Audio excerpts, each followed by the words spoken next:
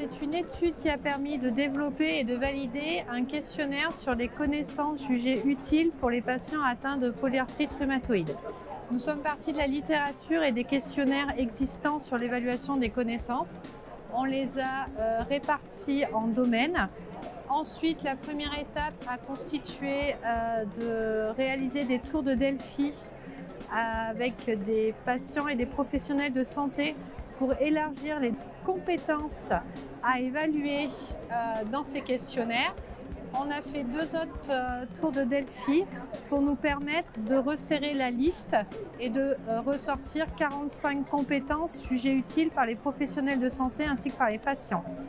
Dans ces 45 items qui sont ressortis, on en a 32 qui ont été sélectionnés par 2 tiers des participants au Delphi qu'on a considérés comme essentiels, plus 13 autres qu'on a gardées parce qu'elles ont été citées dans 50% des réponses au Delphi, mais qu'on considère moins importantes.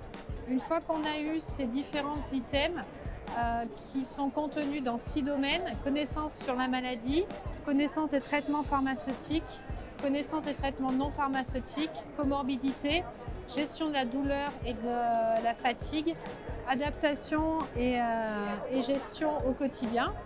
De tous ces items, un groupe de travail s'est réuni avec des professionnels de santé et des patients.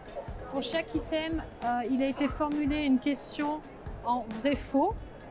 Le questionnaire établi a été dans un deuxième temps proposé à 10 patients pour refaire un peu une première lecture et voir un peu les biais de rédaction. Une fois qu'on a obtenu ce questionnaire, on l'a proposé à 11 centres de rhumatologie en France et aux associations de patients pour que des patients testent le questionnaire. Il y avait 2 possibilités, soit les patients testaient le questionnaire en reproductibilité, c'est-à-dire test-retest à jour J, J15, pour voir s'il y avait une variation ou pas du questionnaire. Et une deuxième partie de la validation du questionnaire correspondait à l'éducation thérapeutique avec un questionnaire avant et après. On s'est rendu compte que pour la sensibilité au changement, quel que soit le programme de TP fait dans le centre, le questionnaire bouge après ETP.